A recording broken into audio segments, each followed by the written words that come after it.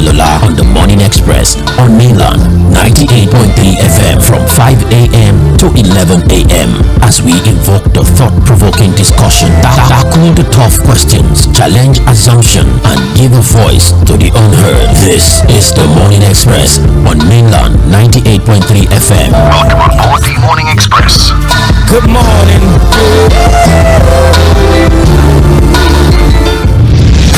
Ladies and gentlemen, here it is, the most listened to radio show on the planet. Even the other stations are tuned in too.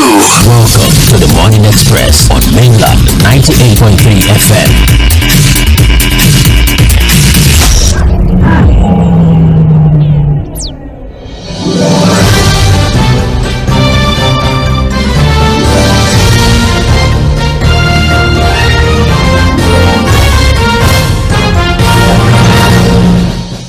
Good morning and welcome to Trends in the Papers on Mainland 98.3 FM, the sound of Lagos. And this is the part where we get to look through the major trending stories on the front pages of our papers. We give some in-depth analysis through the stories. Of course, we'll be having our analysts joining via the phone line to do this in... most interesting way. Anyways, my name is Omobola Sandra and you're welcome. This is Milan 98.3 FM. We'll do this up until about 8:30. We'll take a short break and by 8:40 we're back for Milan Focus, and that's the part where you get to be a part of the conversation.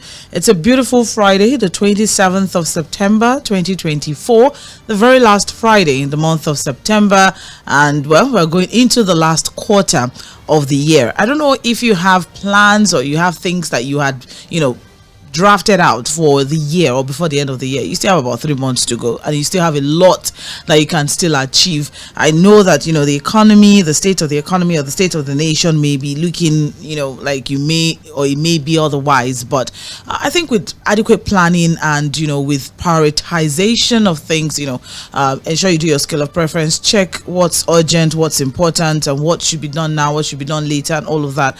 I think with that, you should be able to hit your target. So it's very, very important that, at this time now is issue Olubadeo. So it's not a factor of, I'll get it done. But everything is all about calculation. Everything is all about planning.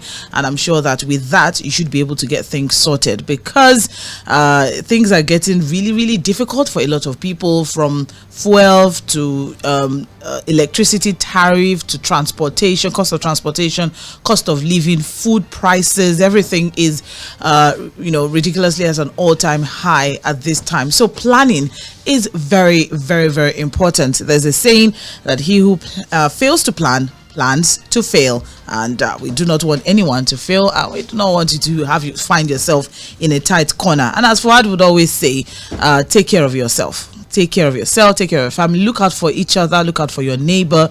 Whatever it is that you have in excess and you think your neighbor can benefit from, please do well to think of your neighbor. Everyone is going through it at this time. The middle class has been totally swiped out at this time now. So it's almost just as if there's just the rich and the poor. And unfortunately, the rich constitutes just a little above 3%. The rest, we're all struggling one way or the other. So it's just very important that we hold each other's hand and we look out for ourselves. Well, it's time for us to look through the major stories this morning. I'll be bringing inside Fuad on via the phone line as we look through the stories. We have the papers here, The Punch, The Guardian and Vanguard newspaper in no particular order. We have quite some interesting stories to look through. But before then, good morning, Fuad. How are you doing?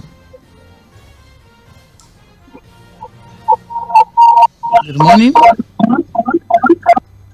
Hello. Hello, good morning, Sandra. Can you hear me? Yes, perfectly. How are you? Oh, okay. I was getting feedback earlier on. All right. Good morning. Better How are you now? doing? Yes, it's much, much better now. Thank you very much. Yes, I'm good. I'm very good. Good morning. How are you doing? I'm well, thank you. I'm well, thank you very much. All right, let's get into the stories. But thank you for joining us, Fuad. So Fuad Sahid is with us via the phone line to give analysis to the stories that we'll be looking through this morning. This is Trends in the Papers on Mainland 98.3 FM. Please stay tuned.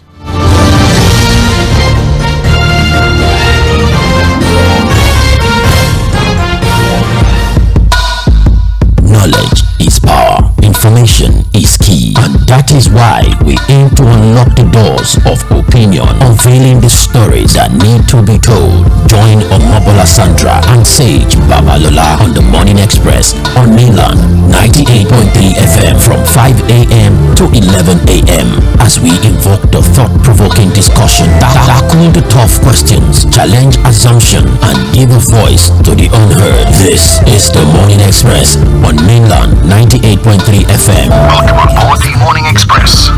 Good morning.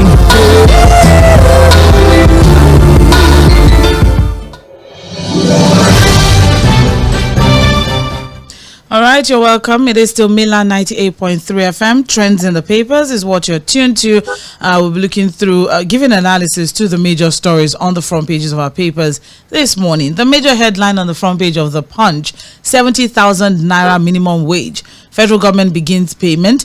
Salary rise to 4 trillion naira. We have over 1.2 million federal workers are to earn 334.9 billion naira monthly. NLC, TUC, Lord Federal Government. The labor unions are applauding the federal government for it. Sometime earlier this week, or sometime last week or so, they were complaining. I remember very well they were complaining that the 70,000 at the end of the day, it's not meaning so much. And Fuad Sahid just kept hammering on the fact that they gave him 3 busa as regards when the 70,000 was approved. But here we are now. They're excited about the commencement of the payment. Well, when you've got it to the point where you are left with no choice than to just accept what is available or what has been offered, whether you are happy or not, this is what you get. I think the organized labor knows that, look, if they run from now till tomorrow, complain about the depreciating value of the naira, the drop in purchasing power, and the fact that the 70,000 naira that was negotiated before the rise in petroleum prices, petrol prices, would amount to nothing. I don't think anybody will be willing, or any government will be willing to sit with them to renegotiate that agreement. So they know the reality of the situation. They understand the fact that, look, as it is, we just have to make do with what has been offered and what has been agreed to at 70,000 naira minimum wage, and nothing more is going to come out of that negotiation, not even for now. So, of course, they have to take what they have, and maybe the world is not just up, but at least, there's something to work with. There's something to talk about.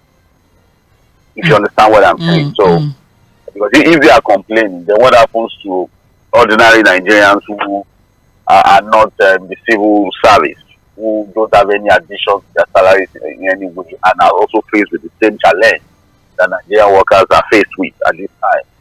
If you understand what I'm saying. So it is what it is, really. I think it's just a situation where you just have to accept your reality and move on with your life, like everything Nigerian is planning to do at this time. You understand what I'm saying?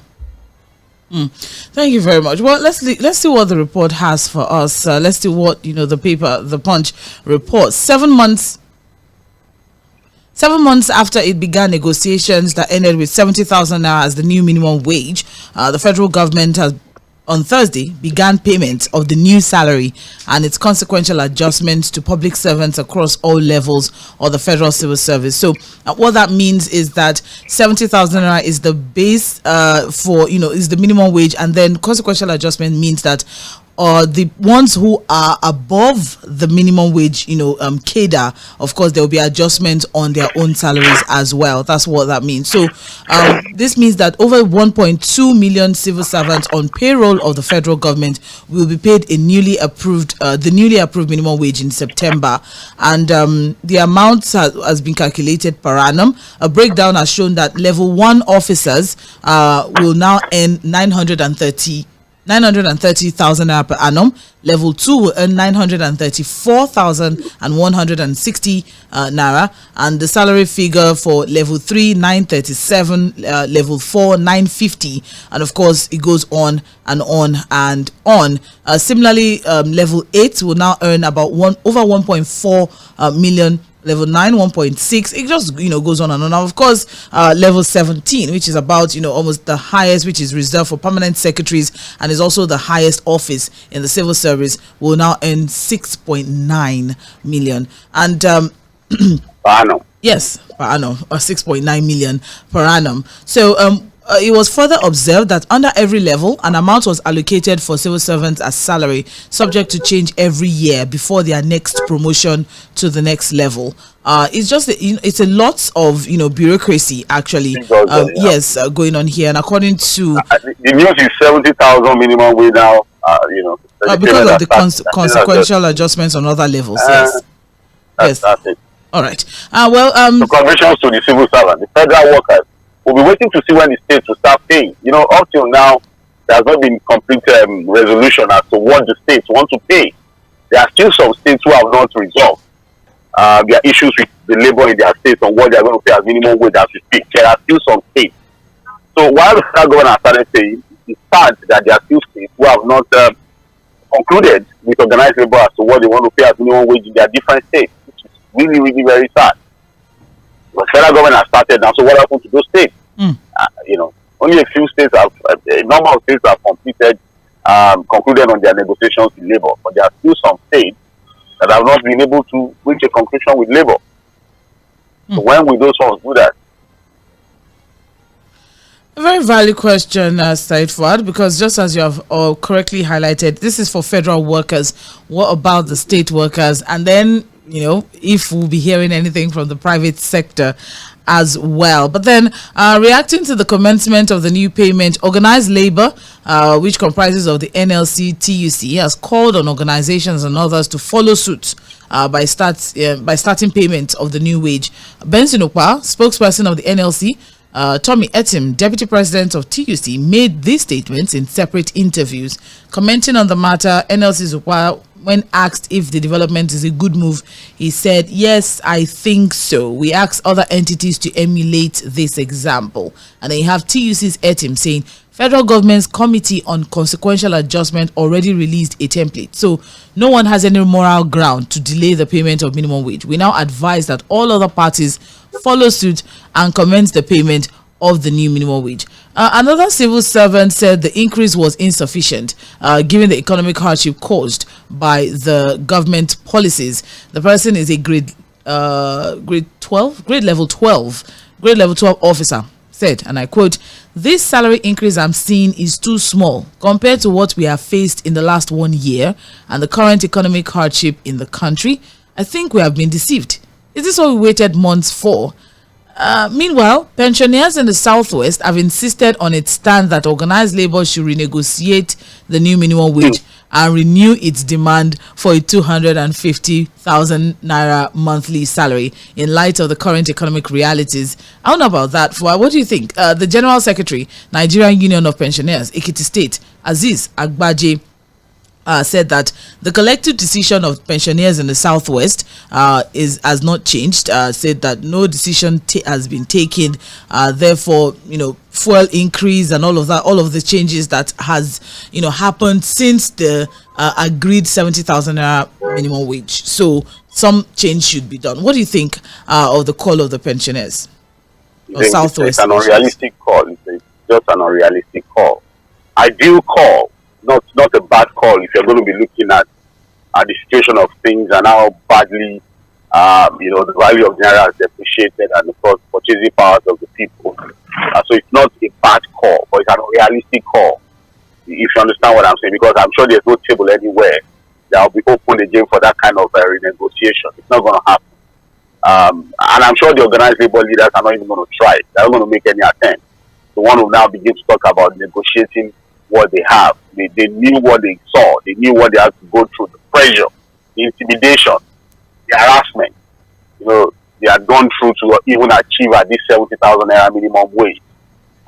If you understand what I'm saying, only for them to also be found in a situation where it's looking like they've been deceived into agreeing to that particular figure. They started with almost 1,500,000 something thousand, 400 something thousand, 250, and then after several months of a lot of back and forth agreements, strike, warning, they've arrived at this point. And I think, like we say in the street, one thing that for long, and for any other worker out there, just accept your fate. Take that for long and move on with your life.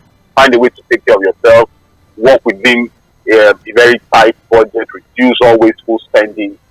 For now, develop a survival instinct. That's the code for me, Sandra.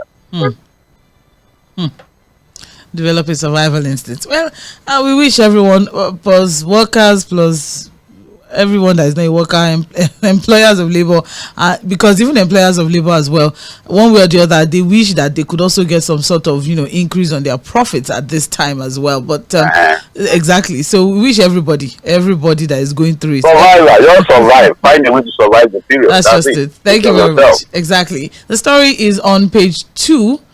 The story is on page 2 of the Punch newspaper. That's the major headline on the front page of the Punch. 70,000 minimum wage. Federal government begins payment. Started this September. All right. But what about the consequence on our budget? Overhead costs and all. Yes. They had projected this. This was one of the reasons why they said, an increase at this time was not feasible because it would be too expensive for the government to, and that's one of the things that the state governors were, clamoring for. We can't afford an increase and all of that. So what about, the effects this would have, on allocations and budget? There's no effect, Sandra. It is for people in government to now cut down their own wastage, their wasteful spending. It's for them to also look at the issue of corruption, misappropriation of funds that have bedeviled the budget appropriation process year in, year out. A 4 trillion naira yearly budget should not be a problem if we are able to do the needful. Remember that, look, it's because again we've had a serious devaluation of the naira. That's why we're in this situation, Sandra. So, but at the end of the day, if as a nation we're people that are ready to borrow money to innovate the house of a VP for 21 billion, buy a presidential aircraft when everybody is complaining, buy escalate. If we are able to make provisions for all manner of reckless and wasteful spending, the salary of workers should not be a problem. We have to find a way to pay. If we must borrow, we borrow. So what it means is that we now have to readjust our priorities, our spending priorities, if you understand what I'm saying. Because it's always when it concerns the poor that you now hear that, we'd have to borrow. There's no money. There will be inflation. In fact, if you look at the story, there's already talk of inflation. Inflation, so be it. What we are saying is that, look, it should not always be when you are going to be taking care of the needs of the poor and vulnerable in society that these conversations will now be thrown off. The government should look at many areas of wasteful, reckless, needless, white elephant project, corruption in a spending pattern as a people. If we're able to fix that, Sandra, we'll pay these things without any issue. Cut down all cuttables. We always give the example of 괏ɪᴜ of Argentina. When he said, I'm going to cut everything, it started with all of the government spending that was put the country into serious problem. The problem is that in our own situation, we're only talking of the sacrifice that the poor has to make. The people out there are making no sacrifices, and they are even talking about what they are supposed to do to help us get out of the situation. So I don't care if we must borrow, beg, or steal, we must pay this money. Thank you very much, Said Fuhad. Before we move on, I just want to take just a few seconds or a minute thereabout to make this announcement. The wife of the executive governor of Akwa State, yes, Her Excellency Pastor Mrs. Patience Umo-Eno, passed yesterday. It was a very solemn one in Akwa State yesterday. I just thought to just quickly put that out. Yes, the first lady of Akwa State, in person of Pastor Mrs. Patience Umo. She passed yesterday. She was in the hospital. Rather, apparently battling one illness or the other. The announcement was made yesterday as well. Further details will be will be provided by the family as necessary as it is now, and we wish them all of the grace and strength that they need at this time. I think we got that. I think the state government issued a statement, the family also issued a statement. I think it's a very sad one, really. I think that from a brief illness. And I think we sympathize with the family and the entire people of Akwa State. All right. Thank you very much. That was just, a very solemn one there. This time check right now is 8 o'clock, and you're listening to Trends in the Papers on Mainland 98.3 FM. We're looking through the major stories trending on the front pages of our papers, and we're currently on the front page of the Punch newspaper. Moving on now, we also have here, just on the front page of the Punch, Bobrisky, reps comments probe. Prison controllers have been suspended. There's just a lot of hula baloo going on. Heads are rolling. Heads are rolling forward. Heads When are they will roll rolling. to those, No, Where? we don't. That's not the issue. And look and see Bobrisky. Bobrisky that just came out just some weeks ago, and Eleni was just doing Thanksgiving. I'm out. We don't even know if it was out. We don't even know if it was in at all to know if it came out because there's a lot that's going on now at this time. So but then a lot of people say, oh, Bobrisky was just released, and look at what he has gotten himself into now, or what she has gotten, or she has gotten himself. It's all right. Well, the House of Reps has begun probe into the alleged bribery of officials of the Economic and Financial Crimes Commission, as well as the officials of the Nigerian Correctional Service, by controversial cross-dresser Idris Okuneye, also known as Bobrisky, who was convicted and sent to prison for naira abuse. I don't know, Fuad, do you think at this point now, can EFCC can they wear our more of this thing at this? Because it's going to be very, very difficult. There's just a lot that VDM has reviewed that Bobrisky himself, one way or the other, maybe unintentionally, has also revealed. But then, when you have a loose mouth, you're going to cause. That's the problem when you speak before thinking. When it's just more about what you spew out than what goes in from your brain. Again, it's just what it is, really. And at the end of the day, I suspected that Bobrisky was going to land in one trouble. You can't be that you can't be that reckless as a person. You just left the correctional service center. One would have thought that no matter what had happened, no matter what arrangement you had, you would have agreed for some time. But the guy just came out, just jumping up and down, celebrating, throwing parties. So know that this is somebody who is not so deep in thinking. Which mommy of Lagos? It's even ridiculous that people put Lagos to this kind of thing. Lagosians are responsible people. I'm sorry. Yes, we like partying, we like enjoyment, we like life, but we do it some level of high level of decorum and responsibility and morality too. He's mommy of his town. I don't know where he has come from. He should just remove Lagos from that nonsense. Lagos, we are people of respect, honor, and integrity. I'm telling you, Sandra. If I say we like 5G, yes, with our 5G, we know what we are doing. We will not encourage that shenanigans. So, but on this issue, I'm surprised that the EFCC has not really done much, as we already seen with the correctional service people, the Ministry of Interior. Suspensions have been flying left and right. And some prison officials have now been suspended, which is a very good thing to do, while the investigation is ongoing. Step aside so that we can investigate. And then, it's not just on Bobrisky's case. This investigation has also now brought up some other issues. In fact, I think there's one prison official that has been suspended in Ebonyi, in the correctional service in Ebonyi State, where the allegation is that he led an inmate to go and have sex and return back to the prison. An inmate that was jailed. Hold on, Fuad. I try to understand that story.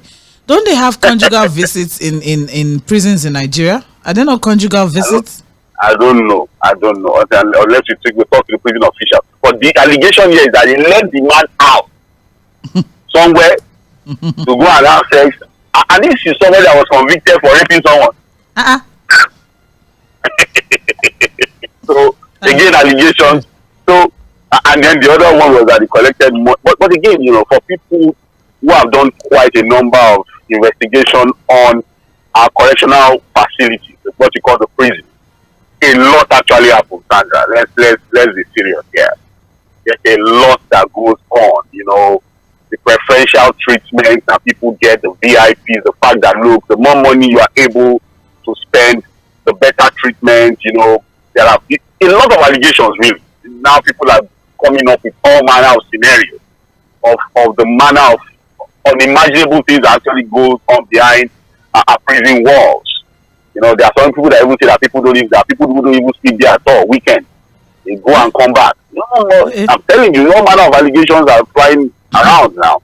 Well, and that's why Mr. Oluwabunmi is now saying that look, we now need to have a robust investigation, a well-rounded investigation as to what actually happened. All our custodial centers or correctional services. It's not even even if you go to a police station, you understand? It's almost like a behavioral pattern that has become part of us. The abnormality now become the norm.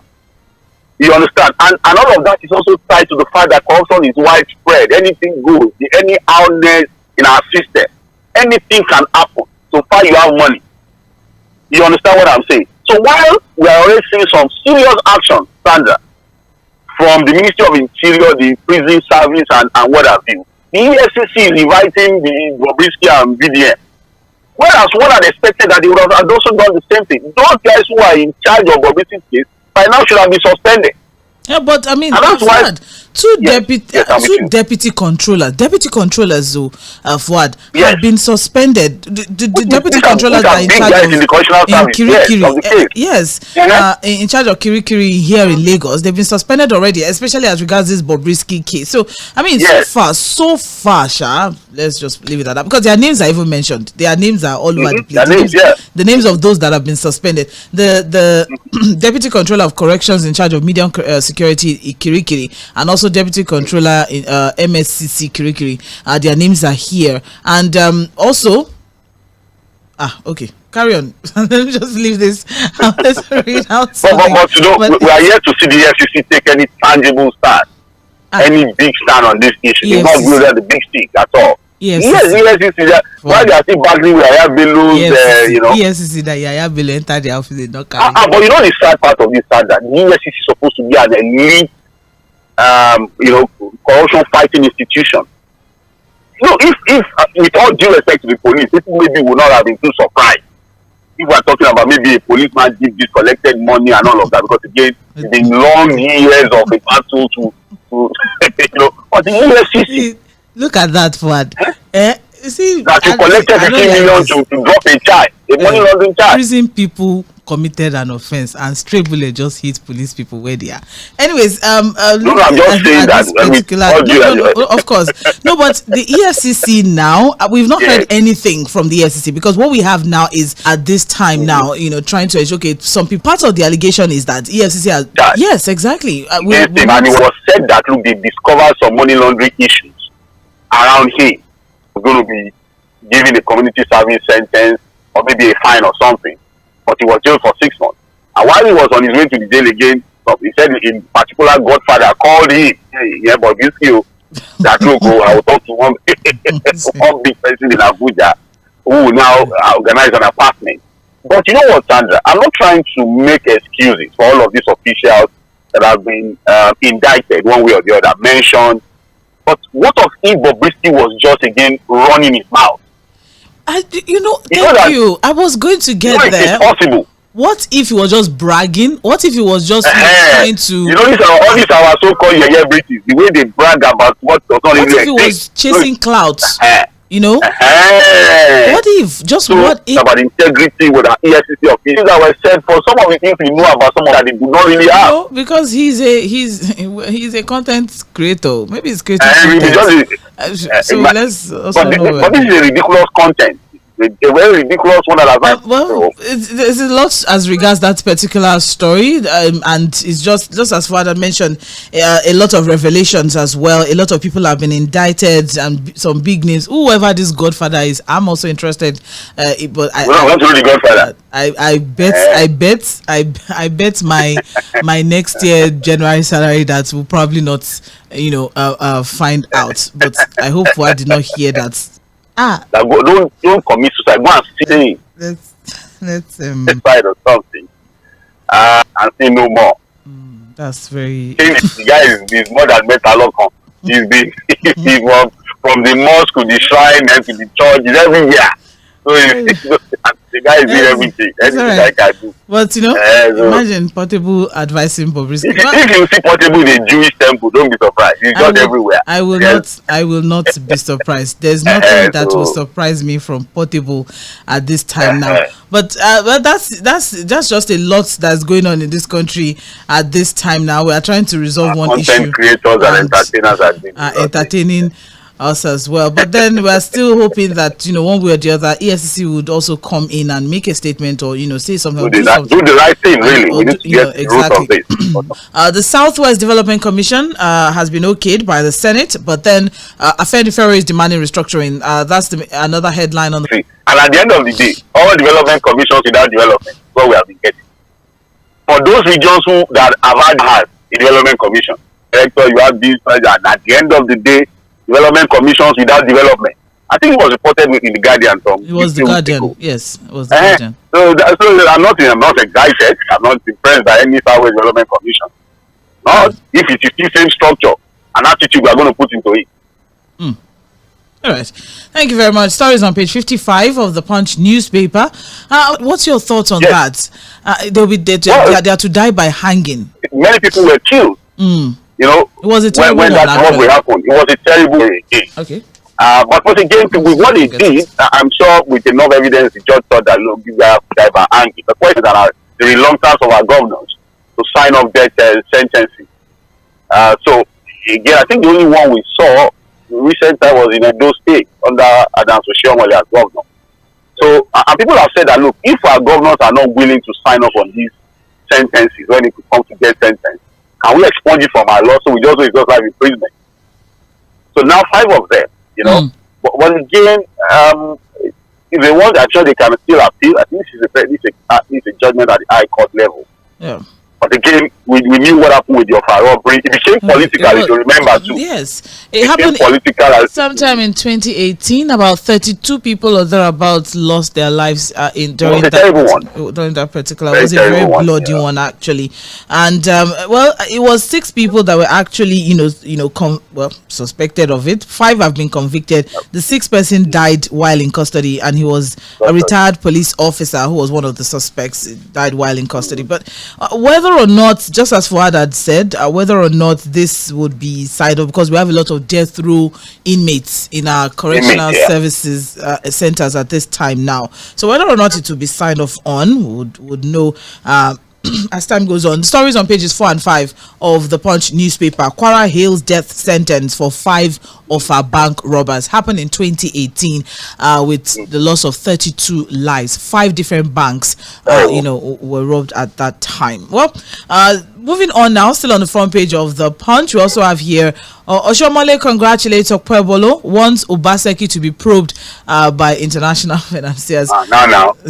Immediately, let's quickly do what we need to do. I hope I'm going to be seeing a reputation of. But let it go. I know there's a lot of bad blood from because if tomorrow, Sandra, the nature and big family, don't look at what happened with Fᴜဃᴜ and the APC at that time. Okpebholo is also an experienced politician. He should know what he's doing. I should not be caught in the web of this very toxic, hateful relationship that has happened between Adams Oshiomhole and Obaseki. And I also advise that Governor Obaseki, yes, he said he's going to go to court, the party will be going to court, should also make the transition easy. Should be smooth and ensure that the right thing is done so that this bad blood is not taken forward. It should end for the sake of Edo people. Yeah. Thank you for sponsors, and that's coming from the DHQ, and that's on page 55. And we also have why my administration suspended Sanusi, and that's coming from former President Jonathan. Yes, and that's on page 60. A lot of back and forth on the book launch. Sanusi was there, again, he's not a royal father. Jonathan has to respect him, so they were a bit mindful with their statement. But both of them disagreed. Also with appropriating funds. So, Sandra, is that they cooked up? I don't know that anymore. No, we should now deal with what we have. That one is gone. Okay, what are we going to do with that now? Yesterday is gone. Well, 19 minutes past 8, and you're listening to Trends in the Papers on Mainland 98.3 FM. Let's move now on to the Guardian newspaper. And the major headline on the front page of the Guardian reads, Tinubu's foreign missions, how Nigeria's internal crisis narrow foreign policy and international repute. There's a lot of, issues that we are having at this time, from the economy to crime to fuel crisis to corruption to poverty to inflation to power to insecurity and all of that. And the story is on pages 4 and 5 of the Guardian. So what we have is that Nigeria's reputation on the continent and beyond has been flagging since President Tinubu got in the saddle 15 months ago. An effort by the administration to burnish the country's image among the Committee of Nations have been tepid, ineffective, and sometimes completely falling short. The seeming disintegration of the West African regional bloc under Tinubu's watch is also seen as a minus to the president and Nigeria. How long would it take the president and his team to bring out a reversal of fortune remains in the realms of conjecture. That is according to the Guardian newspaper this morning. Considering the reputational baggage that President Tinubu struggled with en route to winning the presidency, many expected that the administration would, having willy-nilly assumed office, would do everything to endear itself to Nigerians, both home and in the diaspora, as well as work towards bringing, back the country's prestige as the giant of Africa. But that appears not to be the case presently, because in both the local and international circles, the administration has been struggling to make a mark in whichever step it takes or whichever direction it chooses to go. Right message, wrong vessel. That's one. That's what. Yes. But you know what, Sandra? It gave me another brilliant report from the Guardian newspaper. And basically what that report is saying that, look, before you have any global reckoning, Sandra, before you can get any serious global reckoning and respect in the Committee of Nations, you must first resolve your domestic issues. Like we always say, charity begins at home. At home. Nobody's going to respect you by what you go out there to tell them. In fact, don't be surprised at what you are telling them. They have a desk that monitors everything you do. The report of your country, everything that happens in your country, they know about it. So it's not about what you tell them. It's about what they already know about you and what they know about your commitment to fixing your domestic issues or not. So at the end of the day, yes, President Bola Ahmed Tinubu has been busy going around the world talking about foreign direct investment, trying to again, bring up a better image for the country. But image making is about the truth. Standard. Like in advertising and public relations, before you go on any actionable plan or campaign, whether it's advertising or public relations, in this case, the image of the country, you must first look at the product. You must get the product right or the service right before you cannot begin to push a PR campaign or advertising campaign, and in this case, the image of the country. The question is, when President Bola Ahmed Tinubu came, all of the issues bedeviling the nation, which one has he been able to attend to properly before thinking of going out there to sell the country? Sit back home, get things right domestically, and people will naturally affect you in the Committee of Nations. Well, it's really unfortunate because in all the indices that define is strong, been doing well. We have population, but how well off are the people in the country? The economy. Taking advantage of that population, yes. Exactly. How well have you been able to take that population out of poverty? The economy. How well have you been able to harness that rich population? The economy of the country is supposed to be the giant of the continent, but at this time now, the state of the economy, with an inflation of 33 or thereabout, with an NPR of 27, and so many other things, I really can't. I think we can all agree that, economically speaking, military might as well. Yes, we have it, but the welfare as well of our military men is also another thing that needs to be looked into. Legitimacy and others. Nigeria has not been doing well, basically, and the consequence is that the country is not pulling its weight as is the rule of law is also part of it. The rule of law, they're going to look at that. Yeah. So Nigeria just basically what the report is that we have a sad face abroad, and whether or not we can work to get it right is what the report is looking at. Because what the report is looking at is the fact that for Nigeria to improve its reputation, she needs to put her house in order domestically, and that is just what Fuad also mentioned earlier on. Charity begins at home. Simple. All right, the stories on pages 4 and 5. We don't have so much time. We'll move on now. Still on the front page of the Guardian newspaper, federal government orders low-key anniversary, cites national hardship. That's the same thing we did last year. I don't know if it helped in any way. I don't know if it solved any problem, but it's okay. It's not international hardship. It's domestic hardship. It's all right. I don't know why. No, sorry, it's not international. It's national hardship. It's national. Yes. Say there's. Thank God that they've accepted that there's hardship. There's hardship. What they are now doing about the hardship is exactly. So we don't know. So this low key anniversary now, I don't know if we're good. How low will the key be? Stories on page 7 of the Guardian newspaper if you'd like to know how low the key would be. All right, we also have here on the front page of the Guardian newspaper excuse me, reps push for independent candidacy ahead of 2027 poll. I don't know, but it's all right. We wish them all the best as regards that one. Experts warn of looming crisis as 4 trillion naira minimum yearly wage bill, wages and salaries would be on our budgets and allocations. We also have here but somewhere in the Guardian newspaper, Fuad, permit me, it's not really on the front page, but somewhere in the Guardian newspaper, there's this really interesting story that I would also like us to pay attention to, and that is reps decry NNPC Dangote price secrecy, want marketers to lift fuel from refinery. All right, and this is a very interesting one because the members of the House of Reps have weighed in on the secrecy surrounding the pricing of petroleum products by Dangote, just as they directed NNPCL review the price that it sells crude to Dangote while allowing independent marketers to lift fuel from the newly established refinery directly. Your thoughts, Fuad? The reps are, coming in at this time now. Well, they just resumed, so we can cut them some slack. It's all right. But again, it's good that they woke up from their slumber and they have to now do the needful. Again, they are not saying anything different from what we've been saying, Sandra. How can you at this level and then why are you the only at $3 per barrel? That look, the landing, if you understand what I'm saying. But as it is now, they said it has dropped around 970 or so with the landing cost of imported products. If you put that against what the NNPC is saying, that how much are they?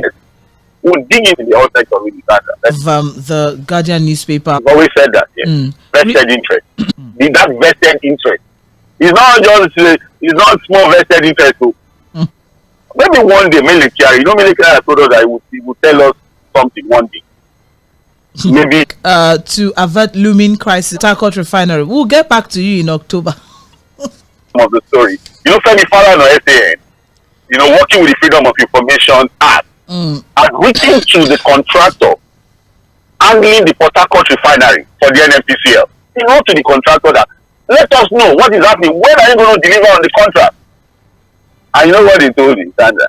Their lawyers have now written back to Femi Falana saying that, look, don't worry, by the 2nd of October, we'll answer you. If we don't have answers yet. 2nd of October. Sandra, September is ending. Port Harcourt refinery is still not working. Well, technically, Fuad, if you look at it very well, 2nd of October is just next week, Wednesday. So let's just take chill pills and wait. We are taking next week. I'm just saying at this point, even the contractor does not have ready-made information on when the refinery will start working. You don't understand? So what's in the contract? So what's in the contract? Is there no duration? Is there no time frame? There's delivery date, no turnaround time or anything. And has written, it's almost a month that he has written that letter today. Yeah, that's what Femi Falana is saying, because he said, and I'm quoting him now, that in line with the terms of the contract, which was awarded in April 2021, the project is expected to be completed in 3 phases of 18 months, 24 and 44. So, since 2021 till now, I think we have completed the entire 44. Are we not? Okay, no, more than that. We've not. I think we've got more than. We've not. No, for 2021, if you calculate it 44 months. Oh yes, we have done all. So we have done all the. We've done all the timelines. So we've done all the timelines. So when exactly should we be expecting it? And for people who have failed on their delivery timelines, they are not even able to give a ready-made answer as to, this is the situation of it. 2nd of October, we'll follow the story and see what their response will be. But we have to commend, the legal luminary for doing this for Nigeria. Drag the contractor. Since NFTC is not ready to tell us the truth. Hey. All right, thank you very much, Said Fuad. We'll take a short commercial break now. When we come back, it will be time for Mainland Focus, so our listener can also join the conversation and share their own analysis and submission as regards the reports that we're going to be focusing on this morning. This is still Mainland 98.3 FM. Trends in the papers, it's a wrap. We're coming back for Mainland Focus shortly. Please stay tuned.